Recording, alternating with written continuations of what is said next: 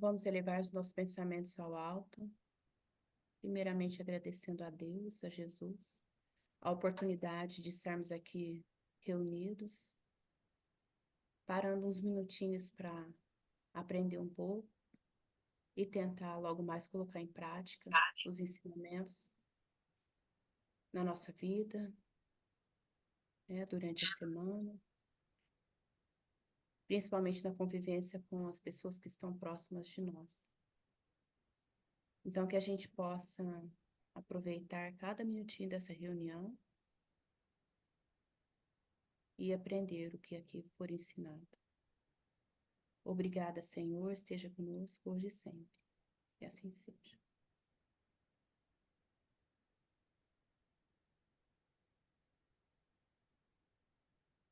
Oi, Sandra, boa noite. A Vivi, a Milena, a Laís. Boa noite, gente. Bom, vou dar uma relembradinha. Nós estamos dando a viúva de quem mesmo? A viúva do Naim? Então, só que Naim não é de Naim, né? Não é do, porque É viúva da onde, né? é de onde? É uma. E, e, e nós estamos indo para o final dessa, dessa apresentação, né? Desse estudo, porque nós já vimos, acho que começa no 10, né? Nós já vimos 5 desses versículos. Então a gente tá indo para o final desse estudo. É a primeira vez na descrição dos evangelhos que Jesus vai ressuscitar alguém, reerguer, né? Tirar da morte, né? Depois ele ainda vai fazer isso com a filha de Jairo e depois vai fazer com Lázaro, irmão de Marta e Maria. No estudo bíblico, né, no estudo histórico, é comparado essa cura com uma outra cura, né, que profetas anteriores haviam operado. Então se diz que tem está muito relacionado uma cura com a outra. Então talvez até semana que vem a gente possa ver a respeito disso. Vamos ver quem vai fazer o estudo, de repente pode falar um pouquinho. No estudo de hoje, eu vou ler o versículo e a gente começa a conversar. Então diz assim, ó. Depois dele haver tocado, vocês lembram que a Lígia e a Clara, né, fizeram estudo que Jesus toca a esquife, não toca o morto, né? E aí ele manda que o jovem se levante, e o último versículo, 15, ele diz assim: e o entregou à sua mãe. Esse é o versículo. E o entregou à sua mãe.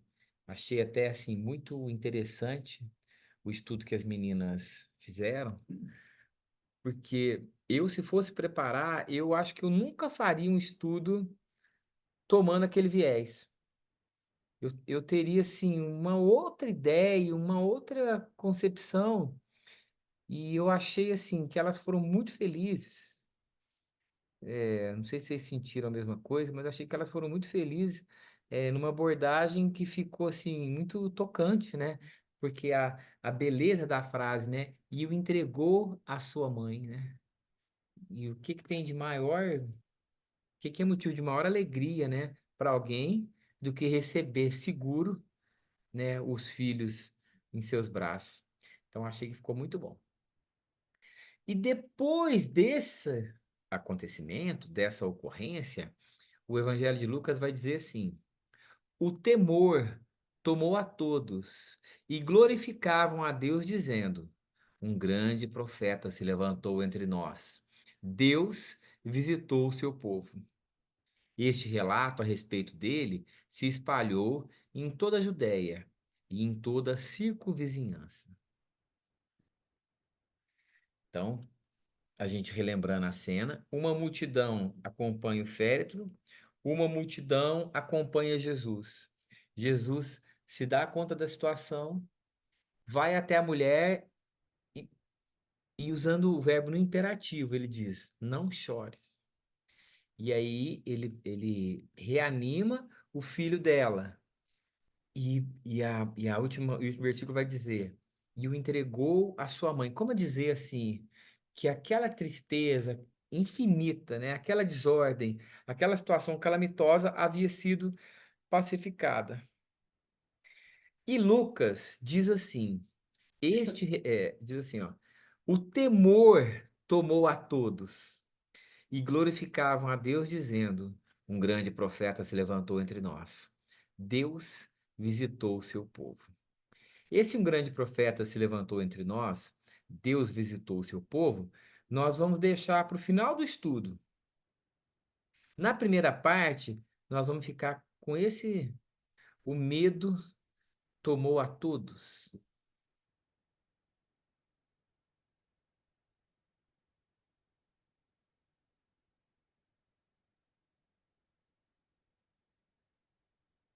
Eu peguei essa moça com medo, mas eu achei, você tá vendo um filme, né? Tá mais para vergonha do que medo, né? Mas hoje eu pedi um reforço. Eu pedi para, vocês sabem que nós temos psicóloga aqui, né? E eu pedi para a Sandra e para a Miriam para se elas podiam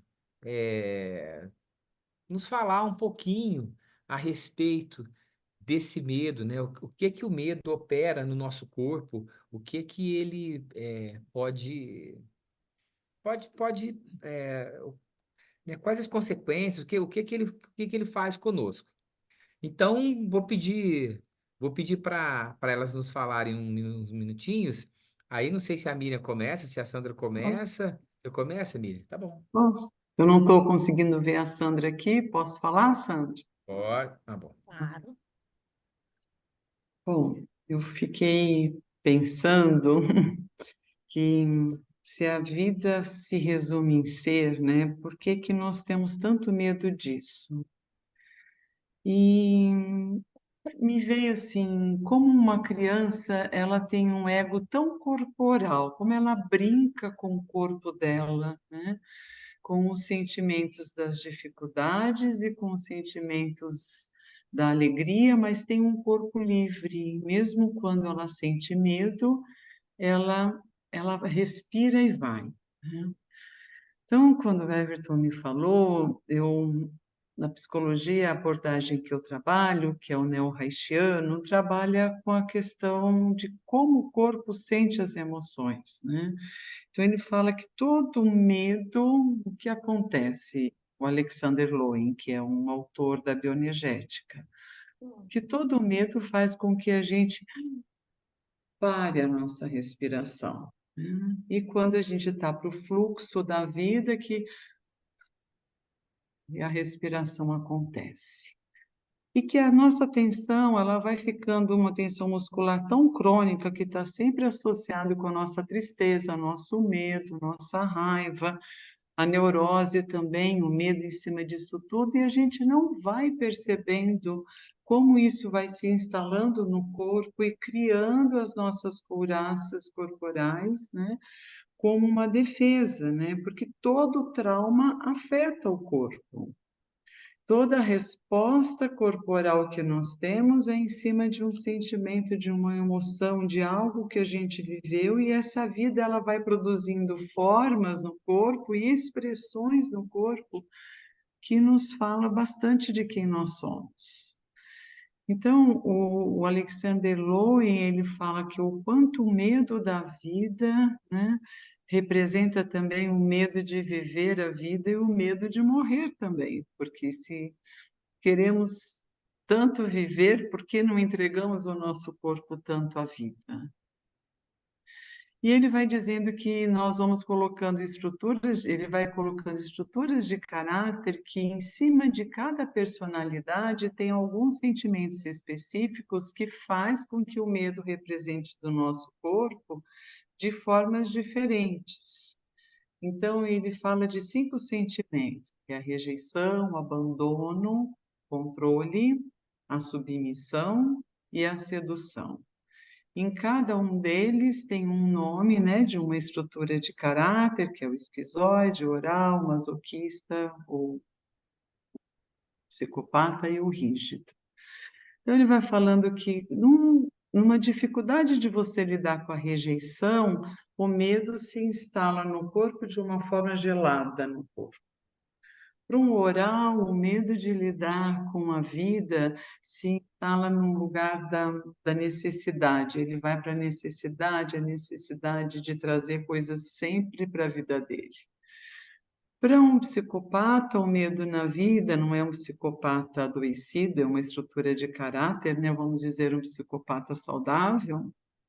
Para o psicopata, o medo aparece no controle, aquele lugar de que eu preciso tomar conta de tudo. Para o masoquista, aparece na submissão, e para a histérica, o fálico aparece na sedução. Então, todas essas formas de estrutura de caráter, que aos olhos do neo-haitiano são os 5 sentimentos que implicam de como o nosso corpo vai funcionar, e esse nosso corpo é em formas físicas, nas doenças que temos, nas expressões que temos, e o que dificulta, o que corta o fluxo disso é o medo que a gente tem, instalado pelos nossos traumas, pela nossa neurose, né? E que enquanto nós nos mantivermos defensivos ao nosso medo corporal, vai mostrando para o nosso corpo o nosso próprio medo e não enfrentamos isso. Então, vão se criando as couraças, né, que impedem com que a gente possa sentir o próprio medo no corpo. Então, muitas vezes a gente manifesta o medo, até como esse exemplo, né, da imagem que o Everton trouxe, mas não temos consciência de que estamos dando uma expressão de um medo emocional instalado numa expressão que o corpo faz. Então, essa é a minha contribuição. Não sei se ajuda, Everton, né? Mas Eu não sabia que tinha psicopata saudável. Achei que todo tem. psicopata fosse, Não, tem sim, tudo né? era patológico, Quando a vida vai produzindo essas formas todas, inclusive do psicopata, né, vai dando para o corpo uma emoção que o psicopata também tem. Tá bom. Então, acho Obrigado, que é Miriam. isso. Eu não sei se consegui ser clara em pouco tempo. Eu acho que a gente vai conseguir, assim, a ideia é desenvolver, aí você pode intervir, né? Se tiver algo do que a gente ainda vai falar que atine, assim, diretamente nessa contribuição que para nós, né, para o leigo, ela é muito técnica, né? Hum, Assim, são caracteres, assim, que é um medo que a gente pensa em medo, a gente pensa naquele pavor do momento, né? De você se, é, se avistar com um animal, né? Com uma coisa assim, né? E tal. E a gente vê que, na verdade, o medo, que é um sentimento, é um dos sentimentos que a gente tem de forma universal, ele é muito amplo, uhum, né? Mas aí a sim. Sandra explica também para nós, né? Ô, Aquela. Everton, Oi, Everton, oi. eu queria saber, o psicopata saudável, por que ele é saudável? Ele é perigoso, não é? Como que fica? É que assim, né, tem a estrutura de caráter psicopata e o psicopata já na psicose, né? Então, uma estrutura de caráter psicopata seria a neurose que todos nós temos, né? Então, uma personalidade que tem medo de lidar com o controle, estabelece um corpo amedrontado, muito assustado, ele necessariamente não é um psicótico, né? Então, ele só tem medo da vida. E aí é uma estrutura que a gente chama de saudável, porque normalmente na mídia se fala do psicopata sempre, né, como um assassino, que seria já uma estrutura narcísica do psicopata. Então é um pouco diferente, são degraus, são graus que vão se modificando. E a gente fala da neurose, mas sem neurose a gente não vive, né? Não, Sem neurose não vive, né? Eu tô Não, falando para a Sandra, hoje eu não tinha pedido para a Laís, que também é psicóloga, né? E a Lília que tá ausente hoje. Mas Laís, se você quiser intervir, fica à vontade também, viu? Tá bom. Sandra, e aí? Bom, eu gosto muito de ouvir a Miriam, eu gosto muito. É, mas o que eu trouxe tem a ver com, primeiro, a gente lembrar que emoção é diferente de sentimento, né? A emoção, ela é inconsciente, ela está abaixo da nossa linha de percepção, ela é involuntária. Então, primeiro a gente sente pelo corpo, né? Primeiro a gente percebe o medo, por exemplo, pelo corpo, que é isso que você trouxe um pouquinho, quando você fala assim, de querer correr ou fugir, né? Então, ou a gente foge ou a gente ataca aquilo que traz medo para a gente. Então, isso daí tem a ver com a emoção, né? Quando vai para a linha do consciente, né, para a linha consciente, vira sentimento. Porque aí deixa de ser involuntário e eu controlo, é voluntário. Deixa de ser, é, deixa de estar abaixo da minha linha de percepção e aí eu começo a perceber que aquilo é medo, né?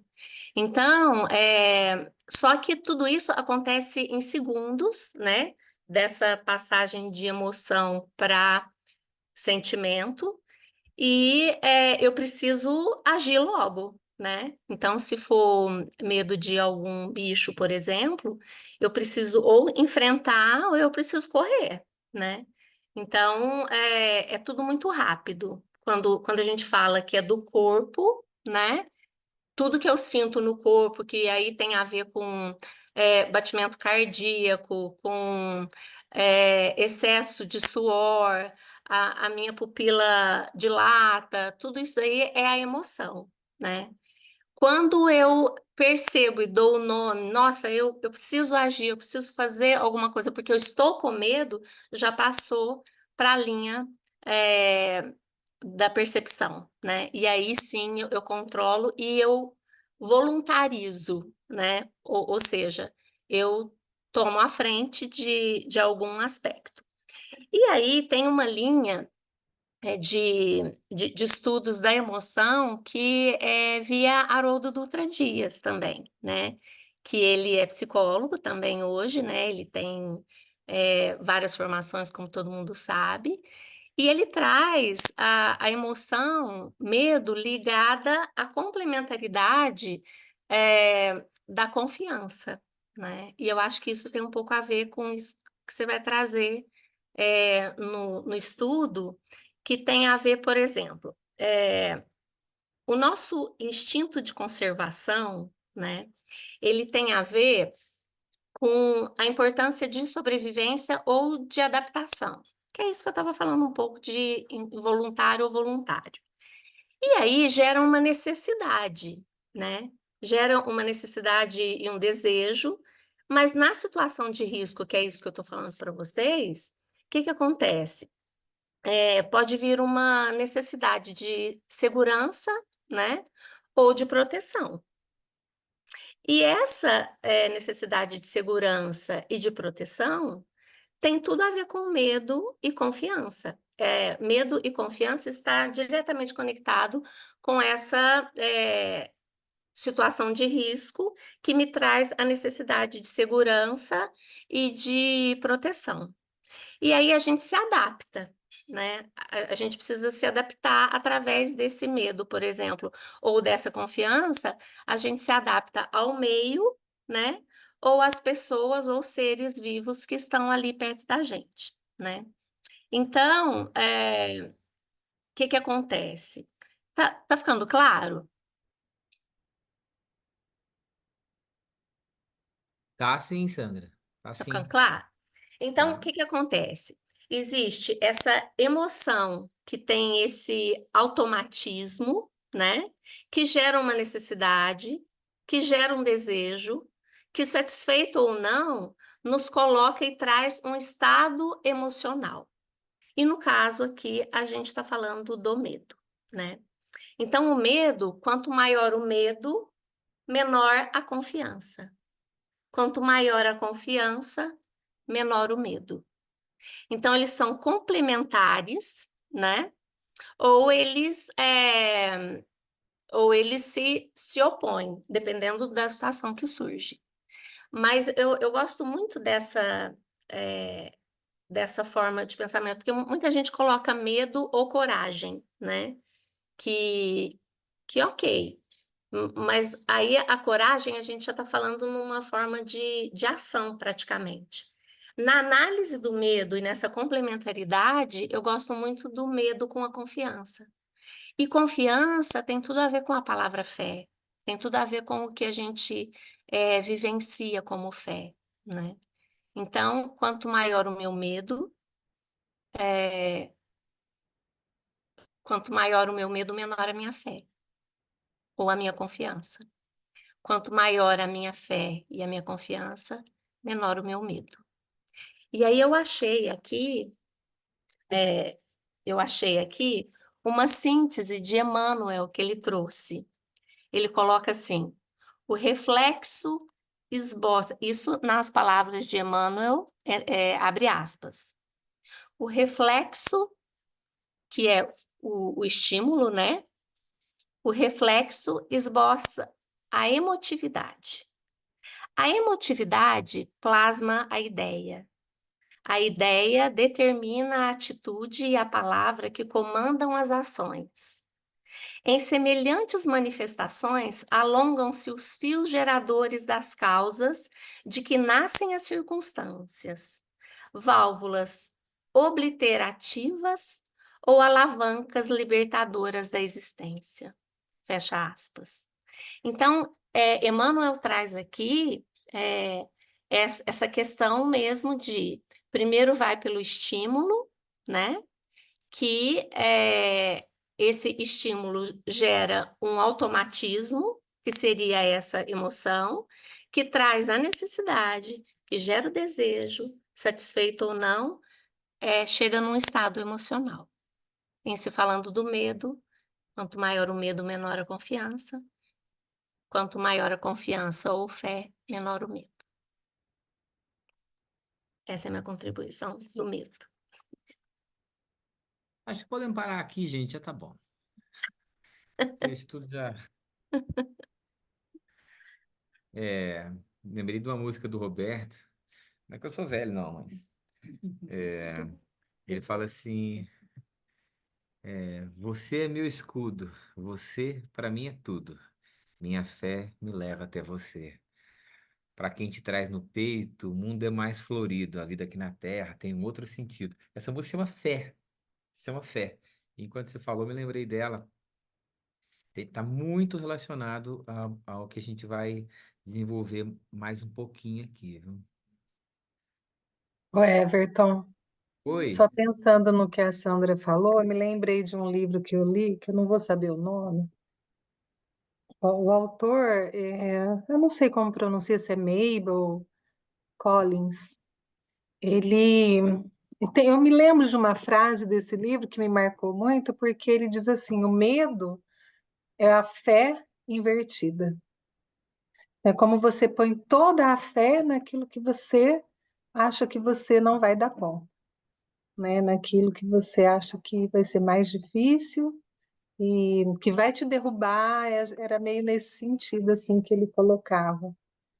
Mas aí a Sandra falou da fé e eu me lembrei disso, porque parece que dá um diálogo aí entre essa frase e o que ela falou. E me marcou, você vê, eu não lembro nem o nome do livro, mas me lembro da frase. você lembra da frase? É isso mesmo. Bom, então a gente percebe assim, se eu tiver errado, as minhas meninas me corrigem, mas há um medo que é emoção, um medo assim, muito mais voltado àquilo que é animal, né? Aquilo que é uma instintivo, aquilo que o corpo produz, adrenalina, dilatação de pupila, respiração ofegante, batimento cardíaco acelerado, né? Energia pronta para poder fugir ou enfrentar, e há um medo sentimento, né? Que pode permear ou não a nossa vivência, né? Então, quer dizer, a forma de eu me arrostar, me defrontar com os desafios que a vida me oferece ou me toma contas, né? É, porque nesse começo aí, ele é proteção, né? Ele é Ele proteção, protege, conservação. que é o que a Ele- Sandra falou. A partir do momento que o exagero dele, nesse pensamento que você está falando, talvez seria onde ele fica nocivo, que ele paralisa, ele não deixa você Agir. também agir, né? Eu não sei vocês, mas eu gosto muito do Carlos Drummond. E um dos grandes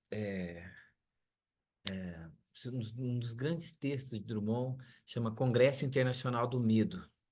Então ele diz assim: provisoriamente não cantaremos o amor que se refugiou mais abaixo dos subterrâneos. Cantaremos o medo que esteriliza os abraços. Não cantaremos o ódio, porque esse não existe. Existe apenas o medo, nosso pai e nosso companheiro.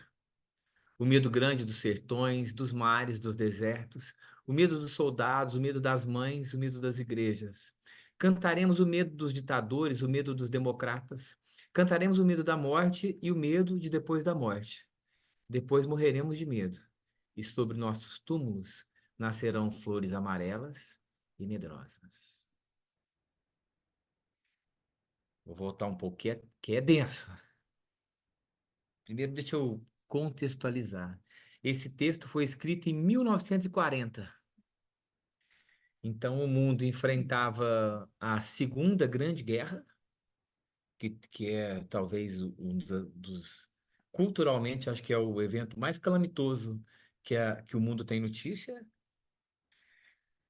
No Brasil, a gente estava passando pelo Estado Novo, né? Tinha uma ditadura com Vargas. E o Drummond, ele vai vivenciar um momento de muito medo, né? De muito medo. Então ele diz: provisoriamente não cantaremos o amor que se refugiou mais abaixo dos subterrâneos. Lendo e analisando aí as análises sobre o texto, então a gente pensa assim que o amor, àquele tempo, ele está escondido, ele está olvidado. Ele não tem lugar, porque um sentimento mais forte toma conta. Cantaremos o medo, que esteriliza os abraços, como a dizer, não só da fé, mas dizer que o medo também é o inverso do amor, né? Porque ele inibe, não há ação. Não cantaremos o ódio, porque esse não existe. É como dizer assim, que o ódio é filho do medo. O medo é que é, né? Esse sentimento, na visão de Drummond, né? Existe apenas o medo, nosso pai e nosso companheiro. Ele vai de medos assim mais concretos, o medo grande dos sertões, dos mares, dos desertos. E aí ele começa aquilo que é muito humano, o medo dos soldados, para quem vive numa ditadura e está passando pela Segunda Guerra Mundial. O Brasil, nesse tempo, ainda não havia entrado na guerra. Pode dizer, meu bem. Eu acho engraçado é que pode ser tanto esse saudade, né, das mães do medo das igrejas. Pode ser tanto o medo que a gente sente deles, ou o medo que eles próprios sentem. Faz sentido? O medo dos soldados, o medo das mães, o medo das igrejas. Pode ser também, medo das mães dos. O medo, Com o medo que a mãe com tem, a os mãe filhos, tem, é. e o medo mas também pode ser o medo que nós nós temos, temos. né? Isso eu achei interessante. Oi, seu Vicente. Os alemães quase liquidaram Londres, mas a bomba V2. Que medo que dá isso. Que medo. É. Bom, grupo culto é isso aí, né, gente? Cada um fala uma coisa, né? Você não tá nem pensando. Cantaremos o medo dos ditadores, o medo dos democratas. Cantaremos o medo da morte, como a dizer, a morte, né?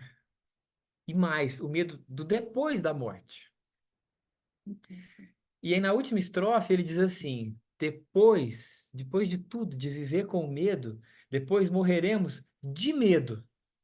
E sobre nossos túmulos, o nascer, ele é, né, quase sempre ele vem numa figura do novo, né, do belo, do bom. E flores, que também tem essa figura. Amarelo, que tem a ver com sol, mas o amarelo tem o sentido do amarelar, né? Uhum. Então nascerão flores amarelas e medrosas. É um gênio, né? É um Mas tem gênio. que pensar na primeira palavra do poema que ele diz provisoriamente. Provisoriamente, que não é definitivo, mas no tempo que ele vive, que ela falou da pandemia, muito bem falado. Karen, vai lá. Não, eu estou aqui pensando, né? Como que o medo paralisa a vida, né, Everton? Ele te limita o viver, né? E aí eu estava pensando, me veio o pensamento dos primeiros cristãos, né? E aí ela estava falando, né? Acho que foi a Miriam que falou sobre a fé, né? E a Milena falou que o medo é o contrário, né? Da fé. Então, os primeiros cristãos, eles tinham uma fé que a gente não tem noção, né? Eles enfrentavam os leões cantando. Que fé que é essa?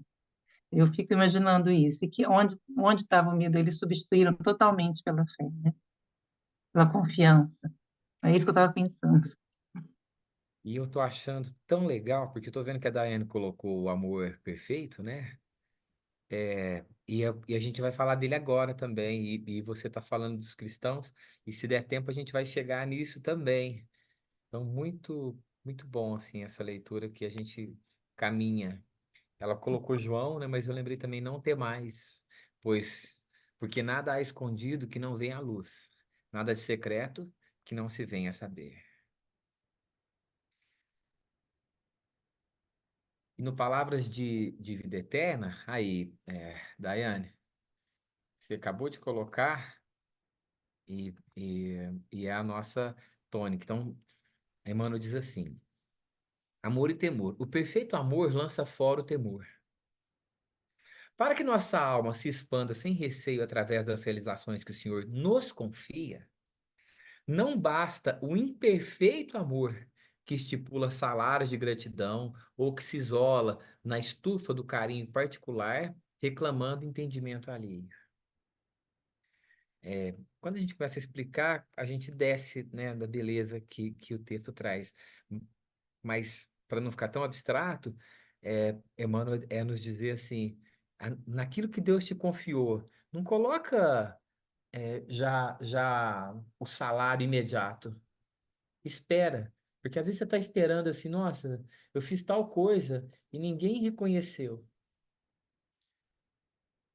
Mas, como diz o Chico, o bem que fizeres em algum lugar é seu advogado em qualquer parte.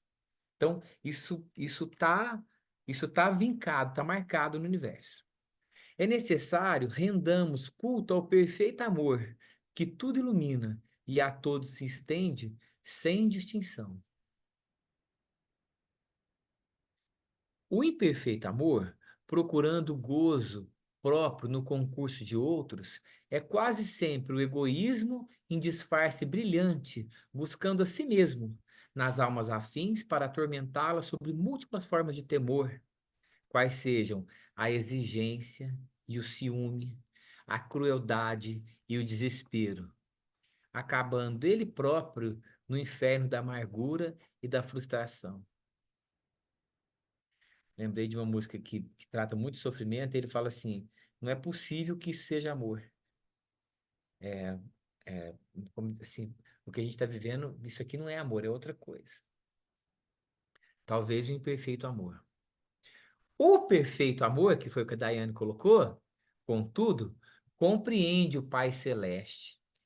Compreende que o Pai Celeste traçou caminhos infinitos para a evolução e aprimoramento das almas, que a felicidade não é a mesma para todos e que amar significa entender e ajudar, abençoar e sustentar sempre os corações queridos no degrau de luta que lhes é próprio. qual próprio? Degrau a qual? Ao coração amado. Entende? É, como dizer, que não dá para exigir do outro aquilo que ele ainda não tem. O perfeito amor, ele vai a um grau de entendimento que refoge aquilo que eu gostaria de. É fazer o outro, né? Aquilo que ele gostaria de receber, não o que eu gostaria. Fica à vontade para me interromper, viu, gente? Para que te libertes, assim, das algemas do medo, não basta te acolhes. Acho que esse medo aí tá bem relacionado ao que a Miriam e a Sandra falaram. As algemas do medo, não basta que te acolhas no anseio de ser ardentemente querido e auxiliado pelos outros, segundo as disposições do amor incompleto. É indispensável saibas amar com abnegação e ternura, entre a esperança incansável e o serviço incessante pela vitória do bem, sob a tutela dos quais viverá sempre amado, segundo o amor equilibrado e perfeito pela força divina que nos ergue, triunfante, dos abismos da sombra para os cimos da luz. Emmanuel.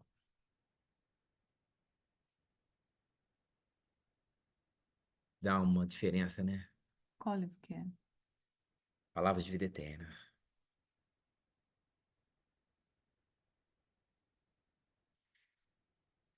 E tem um verso, não é um versinho, esse até. Maria Dolores é a poesia, assim, é o amor junto à forma, é as duas coisas juntas. Então ela fala assim: caminhos do amor, de mãos unidas. Não temas, alma querida, o vendaval que se escuta. É a terra que vibra em luta nos dias de transição. Prossegue ao clarão da fé, varando os campos sombrios e os tremendos desafios que agitam a multidão. Aqui se fala de guerra, ali é ódio avançando, além as provas em bando, arrancando duro clamor.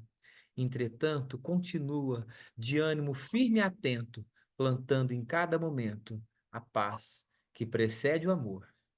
Seu ouvido em que se extingue a gritaria do insulto, a força do braço oculto que serve sem reclamar.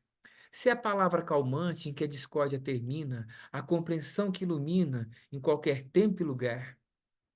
Prossegue, trabalha, aprende, age e auxilia uma boa. Se alguém te fere, perdoa. Ante as trevas, faze luz.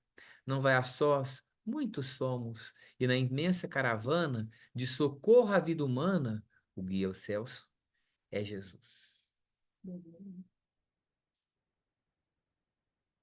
Bonitinho demais, né? Muito clara a fala dela, né? E, Clara e amorosa. e amorosa, né? Clara e amorosa. Nas evangelizações espíritas, né? É famoso um caso que eu acho que é de Cornélio Pires, que nos conta de um, de uma, de um homem que está saindo de casa e a esposa briga com ele e ele sai muito nervoso e no caminho ele bate no carro de outra pessoa. Essa pessoa chega no serviço muito bravo, briga com outro.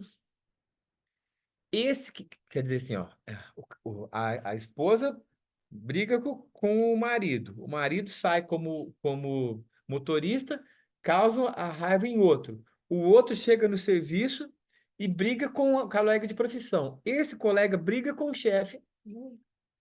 O chefe despede o outro funcionário. O outro funcionário sai, chuta um cachorro. O cachorro morde um pedestre que chega em casa bravo e a mãe tinha feito o almoço e ele reclama do almoço, reclama da mãe, xinga a mãe e ela calma, vai até ele, e fala para ele, fala, meu filho, eu sei das suas dificuldades, eu sei por tudo que você está passando, e eu quero dizer que eu estou com você, o que você precisar. E diz o espírito amigo, que aquela onda de ódio, aquela onda de rancor vai morrer ali, vai acabar ali, vai acabar ali. Que alguém teve a coragem, né, Parar. de parar e ver assim que o outro não estava no nível, entende, né? Não estava enxergando o que ela consegue enxergar. Verdade. Então vou ler de novo, que é muito bonitinho. Não temas, alma querida, o vendaval que se escuta é a terra que vive em luta nos dias de transição. Eu entendi assim, no que a terra apresenta de mudança, né? Então, assim, não preocupa, porque é uma mudança. Persegue ao clarão da fé, varando os campos sombrios e os tremendos desafios que agitam a multidão. Como a dizer, né, naquilo que a gente aprendeu do Evangelho, a multidão é sempre sinônimo de falta de fé, sempre de falta de entendimento. Aqui se fala de guerra, ali é ódio avançando, além as provas em bando, arrancando duro clamor.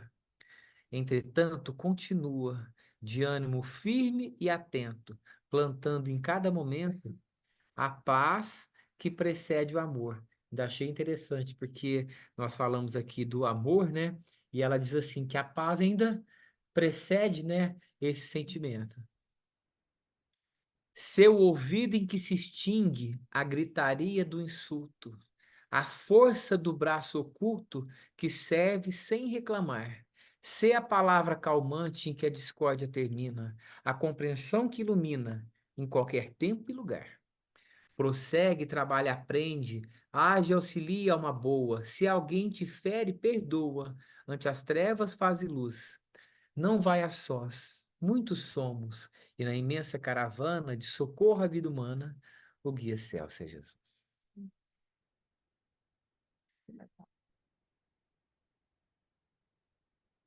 Aí me lembrei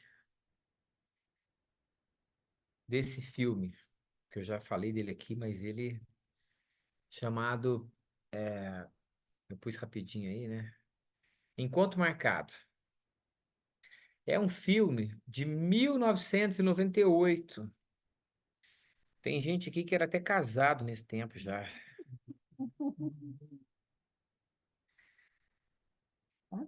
98. Ah, E eu sim. não, que ainda era menino, dona Meire, mas tem gente que era. É, um aninho, né? Eu tinha um ano de casado. É, e para quem não assistiu, é, a morte que é interpretada pelo Brad Pitt vai, vai chamar, né? Vai levar esse ator aí espetacular. Bom, ele vai até ele. Ele é um empresário que está fazendo 65 anos, um empresário extremamente bem posto, bem sucedido. É o Anthony Hopkins. É. Ele era o E ele, sogro, né, dele. depois ele começa a flertar com a filha, né, do Anthony. Enfim, ele tem meio que uma moratória, fica ali uns dias, né? Ninguém entende as mudanças que está se operando na vida dele. Até que no dia do aniversário de 65 anos, que naquele tempo era muito coisa, mas hoje nem tanto, né? Já tá vivo até hoje, com 80 e pouco. Mas do personagem que tá fazendo 65 anos, no final da festa, e vocês me perdoem o spoiler, mas o filme é de 98, quem não assistiu, o que que eu vou fazer? É, no final, ele está saindo assim, né? E a filha vai até e entende que era o momento dele. E aí, quando ele vai é, passar num teste de limbo, quando a gente percebe assim que a vida ia ficar, ia começar a morte, ele para, o ator esplêndido que ele é, e ele olha para o Brad Pitt e fala assim: eu preciso ter medo? Olha o Congresso Internacional do Medo. O medo da morte e de depois da morte. Eu preciso ter medo? E a morte responde assim: um homem como você não precisa. Para mim, essa foi a frase do filme, igual a frase do livro da Milena. Um homem como você não precisa. O Alberto Almeida, que é para mim, é o maior palestrante hoje do meio espírita. Eu adoro o Alberto Almeida. Ele é um médico. Eu acho que ele é psiquiatra. E ele diz assim: ao espírita não importa como se morre, importa como se vive. Ao espírita não importa como se morre, importa como se vive. Porque de acordo com o que a gente viver, é que a gente vai precisar temer ou não. Eu acho que ele é homeopata, Sandra. Acho que ele é homeopata. Então, quem não ficou, ainda não assistiu, tá a dica aí. Ainda pega o Brad Pitt na fase mais bonita dele aí, ó, das mulheres.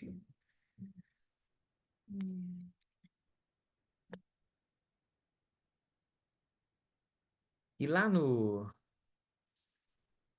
Palavra de Vida Eterna de novo, Divinos Dons, aí tá, eu trouxe resumido, fala assim: porque Deus não nos deu o espírito do temor, mas de fortaleza, de amor e de moderação. É Paulo dizendo a Timóteo, né? Então ele fala assim: realmente, será que eu consigo tirar aqui? Realmente não foi o Pai Excelso que nos instilou o espírito do medo. Ao revés disso, conferiu-nos largamente a fortaleza, o amor e a moderação. Todos somos, assim, dotados de recurso para desenvolver ao infinito os dons divinos da fortaleza, que é valor moral, do amor, que é serviço incessante no bem, e da moderação, que define equilíbrio.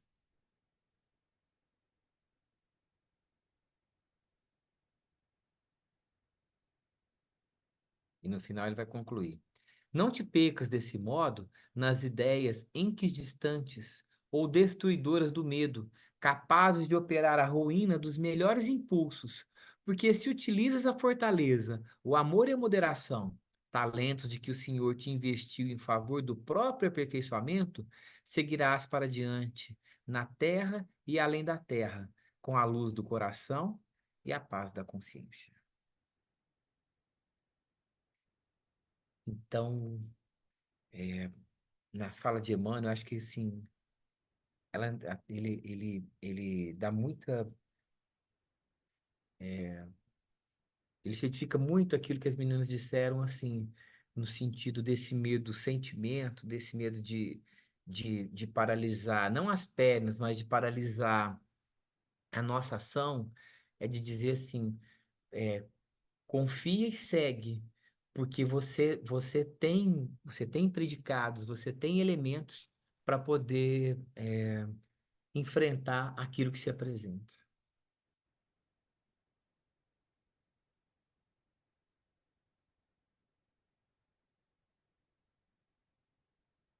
E no Pontos e Contos, que acho que a gente termina aí, porque até teria mais algum. Gente, eu vou pedir licença, eu vou pular o Pontos e Contos, que é o adversário invisível, e vou deixar como lição de casa. Pode ser? Lição de casa? Pode. Porque essa daqui é muito bonita. É muito bonita. O Pontos e Contos são os quatro. É Bartolomeu, Tiago, João e Pedro. Cada um contando de um momento do dia deles em que eles tiveram a oportunidade de agir e não agiram. E eles contam isso na frente de Jesus. E Jesus, ao final da fala de cada. Porque Pedro pergunta para ele: Senhor, por que que deu ruim, né? Por que que não deu certo? E aí Jesus vai explicar. E está intimamente relacionado ao que a gente viu. Mas essa outra fala aqui, ela realmente ela é diferente. E até quando a Karen foi falar dos cristãos, é, era esse o mote que eu queria encerrar. Vocês sabem que Jesus, no dia da crucificação, vamos falar de, para não, a gente, a Sandra até colocou assim, que a coragem não é necessariamente o inverso do medo, né? É uma faceta, talvez, do enfrentamento disso, né? Mas para falar de coragem, Jesus teve 12 apóstolos e nenhum estava com ele no dia da crucificação. Só as mulheres. Só as mulheres. A exceção foi João, João Evangelista. Só ele. Jesus vai ser crucificado na frente de Maria. Então, do estudo que você fez, né? Entregando o filho, né? Toma seu filho, né? Uhum. Ela mesma viveu por muitos e muitos anos. Porque depois de haver vivido um tempo, diz o irmão X que ela vai morar em Éfeso, junto com João. E ela ficava sozinha durante o dia. Ficava sozinha.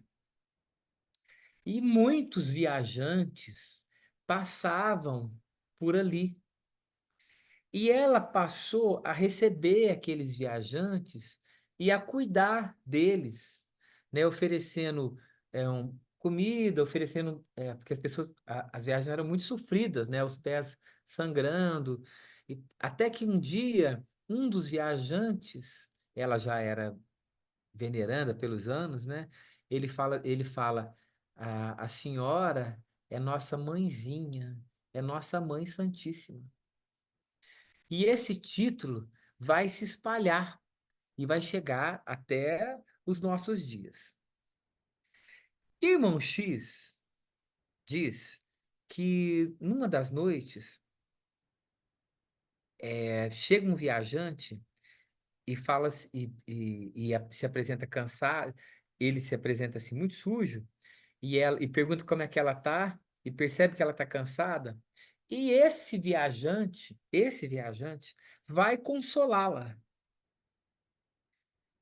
E ela fala: Meu Deus, isso nunca aconteceu. Eu sempre consolei. E hoje esse viajante me consola. E ela fala: De onde é que eu conheço essa voz? E ele, no decorrer do texto, é, ele estende as mãos para receber o apoio, ela vê as chagas. Imediatamente olha os pés e vê a marca do cravo, né, do furo, e procura, perto do coração, a chaga causada por, por, pelo Longinos. seu... Não, não. Não. Como é que é? Eu me esqueci. Longinos. São Longinos. longuinhos. São longuinha. E começa a chorar. E ele fala que era chegado o dia deles se reencontrarem. Então é como se Jesus dissesse, né? Também toma aqui seu filho, né?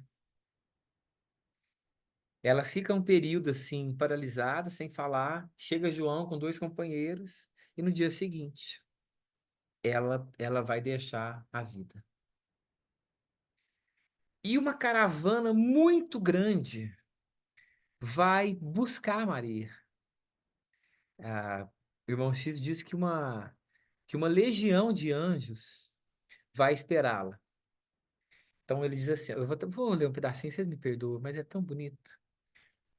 Ele diz assim, ó: Não mais via seu filho bem-amado, que certamente a esperaria com as boas-vindas no seu reino de amor.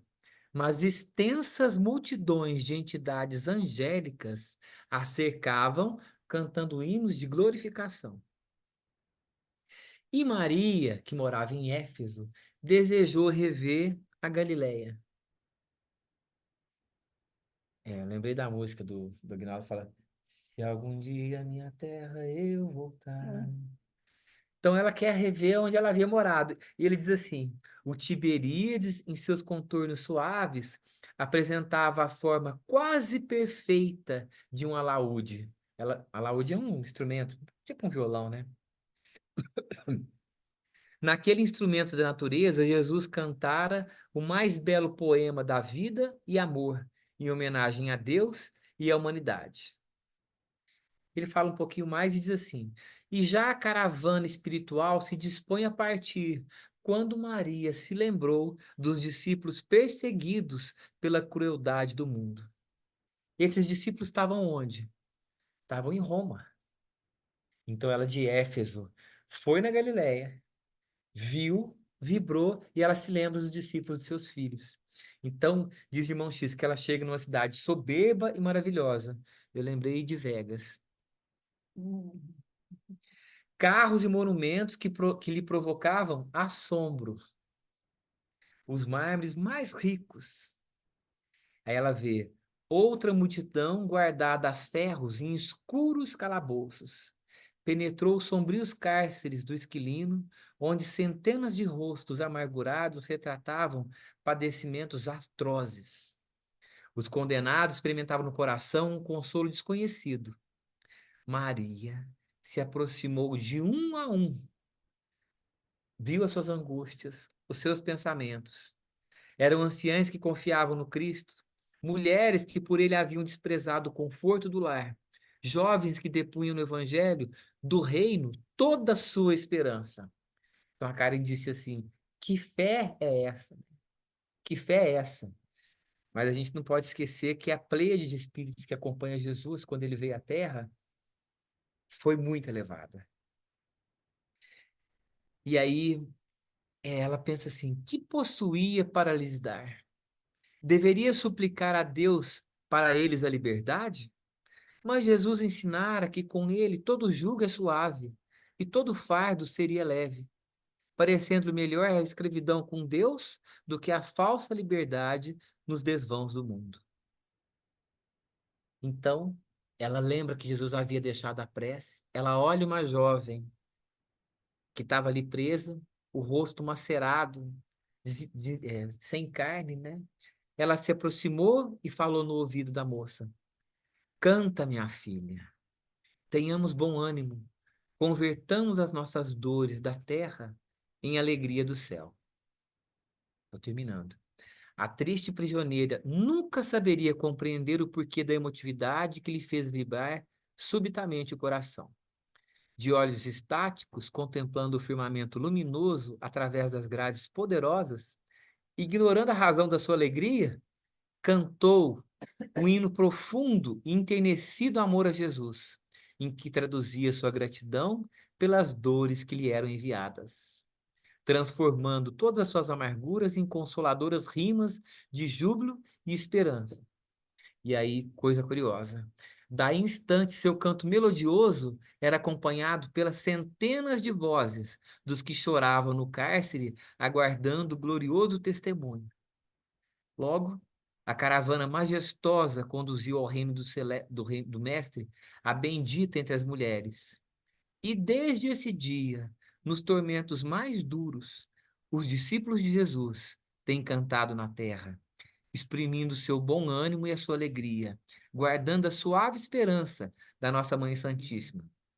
Por essa razão, irmãos meus, quando ouvirdes o cântico dos templos das diversas famílias religiosas do cristianismo, não vos esqueçais de fazer no coração um brando silencioso, para que a rosa mística de Nazaré espalhe aí o seu perfume.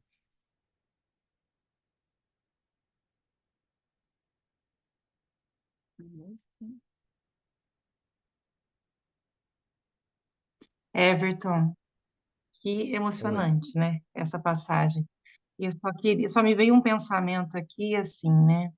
O medo no, sen- no campo do sentimento, como as meninas disseram, ele é um irmão nosso, né?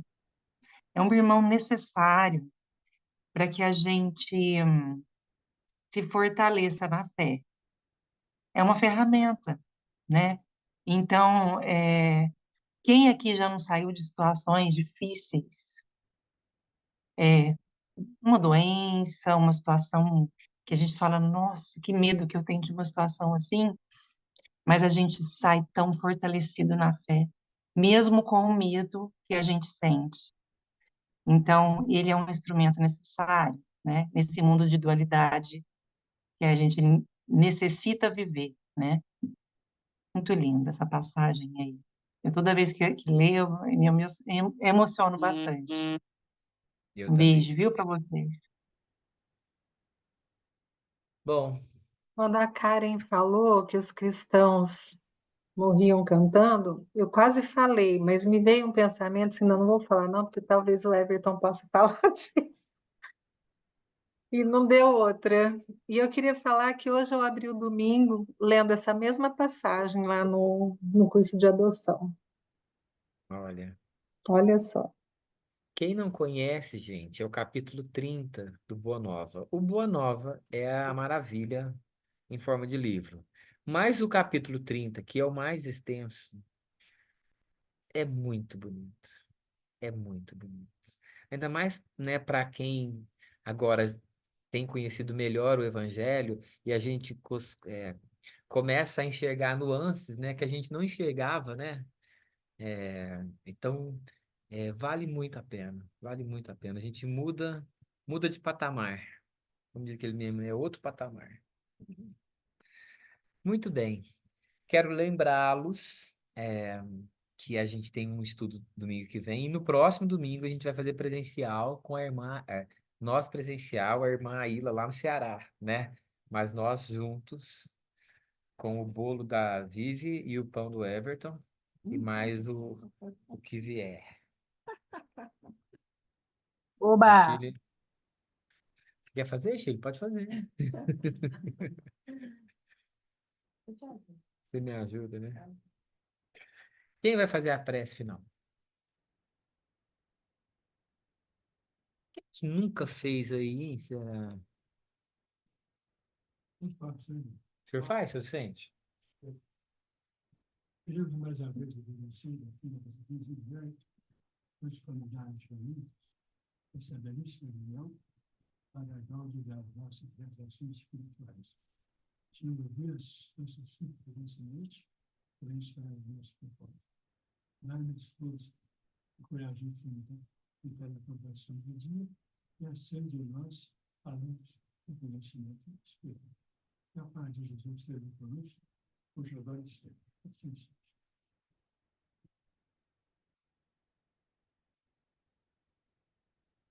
Obrigado, gente. Bom descanso, boa semana. Até domingo que vem.